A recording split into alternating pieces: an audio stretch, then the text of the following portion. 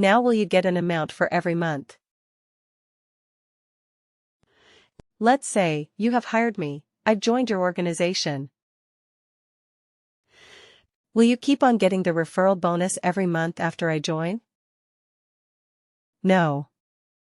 One time, right. And let's say you have referred me, but I could not clear the interviews, I could not get in. Will you still get a referral bonus? No. No, right, you will not get it. So what happened here?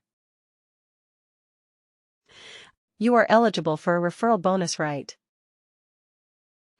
But it has some other conditions associated with it as well.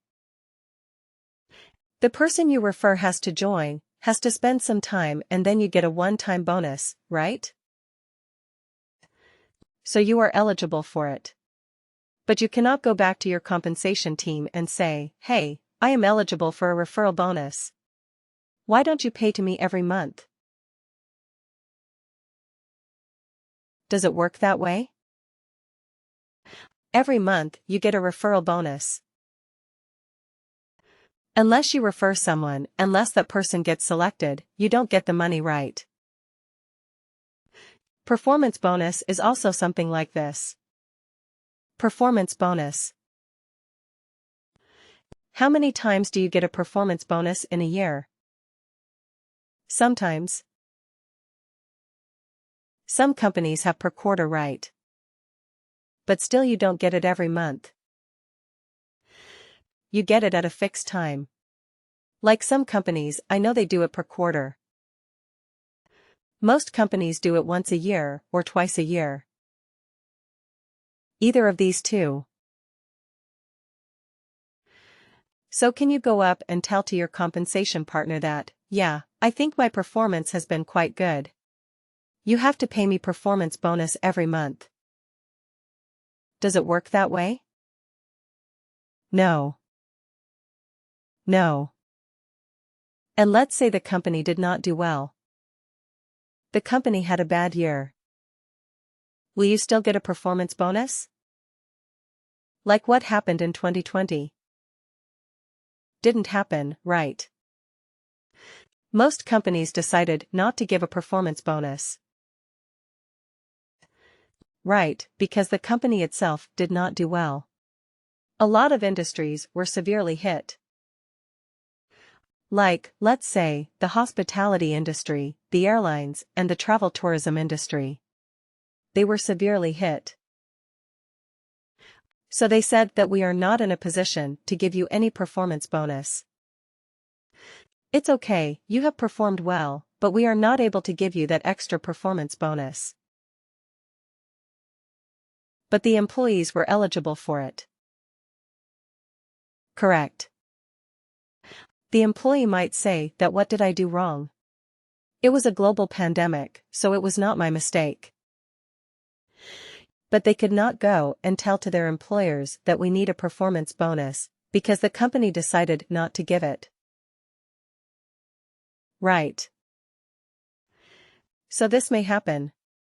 You may be eligible for a compensation plan. It is assigned to your package, but you may not get an actual payment for it. So this is also possible. So yeah, this may happen. I mean, we have seen this in real life as well, but just we want to reiterate that when we learn about this topic as well. Right. Let's quickly look at the overall structure of how compensation looks. So the top level is compensation package. It is the all-inclusive component.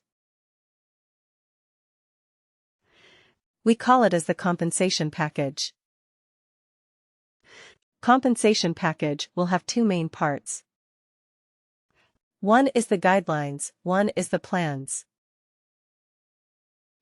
Your guidelines will include your grades and grade profiles. Grade is the range of pay depending on various factors. Right. The most common grade of pay is depending on your job profile. That is a very, very common way to have some grades. Right. Let's say you are a manager. So manager would be between $50,000 to $100,000. Let's say. Right. That is your range of pay for a manager. Right, let's say you are an Indian employee. So let's say you are a senior consultant. Your range of pay is, let's say, 10 lakhs to 20 lakh rupees. Or maybe 10 lakhs to 25 lakh rupees a year. That is the range of pay. All the people who are senior consultants will be paid in between that range. So what do we call it? We call it a compensation grade. Right, we call it a compensation grade. And then we also have the grade profiles. We'll talk about grades and grade profiles either later today or tomorrow. But a grade profile is a localization of the range. So are all the employees in the organization paid the same, I mean paid within the same range across the world? Let's say a manager. You have managers in India. You have managers in the US. You have managers in UK. Right. All at the same level, I would say within the hierarchy. Will the pay range be the same in all these places? No, right, most likely it will be different. Now, even in the same country, sometimes based on the location, they have different ranges.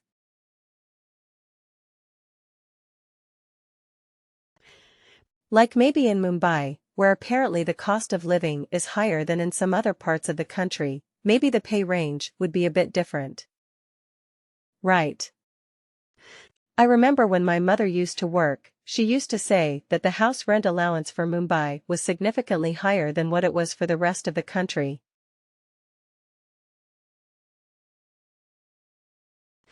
And now, even nowadays we see, salaries in some cities are, on an average, a bit higher than what we see for the rest of the cities.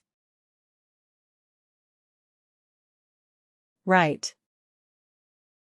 So you may have different ranges of pay based on different factors. Again, it's also very common to have different ranges of pay based on the departments. Right. Let's say, in the research and development team a manager might be getting a higher salary than the manager in the, let's say, the IT support department.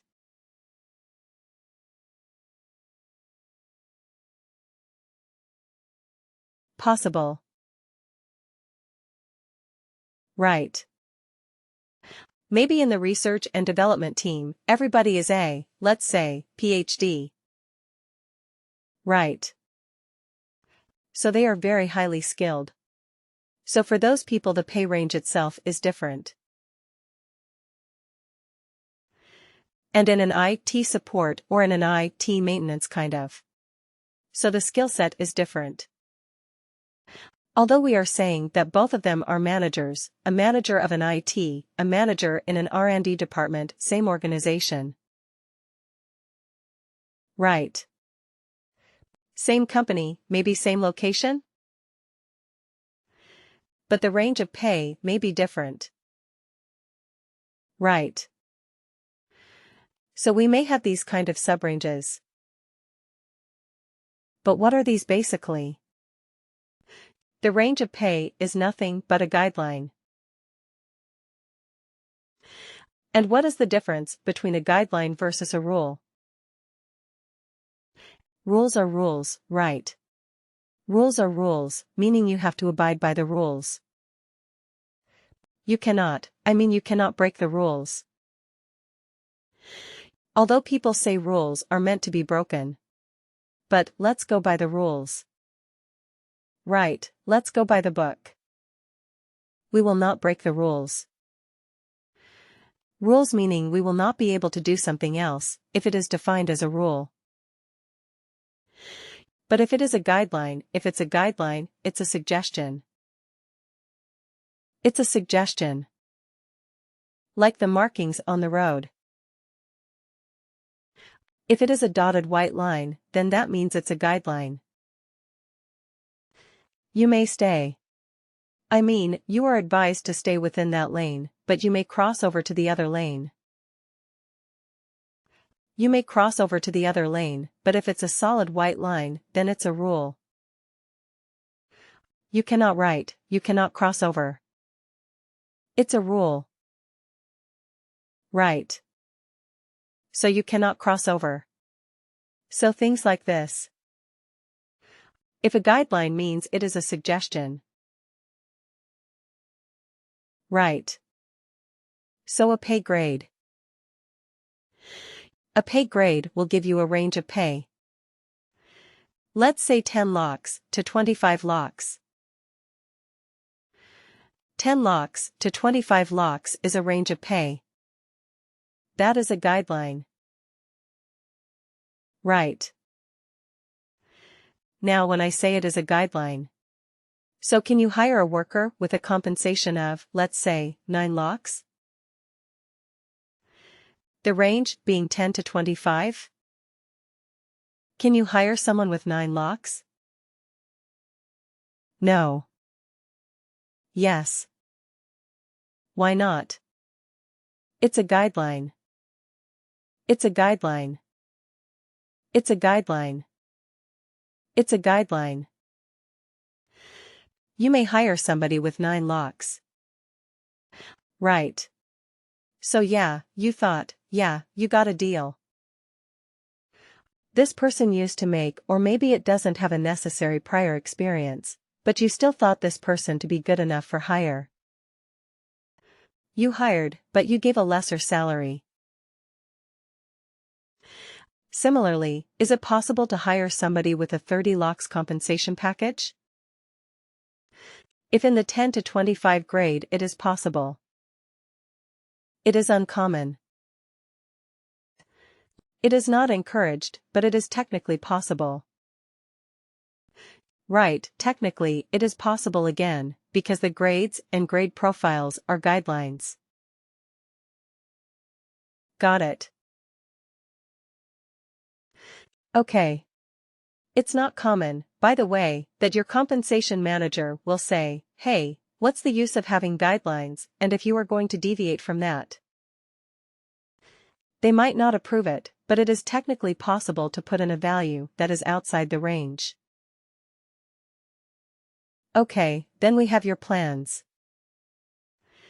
Plans are your allowance plans, your bonus plans, merit plans. Okay. So they are your plans. We call them as plans in WorkDay. They are the headings under which you get paid. Okay.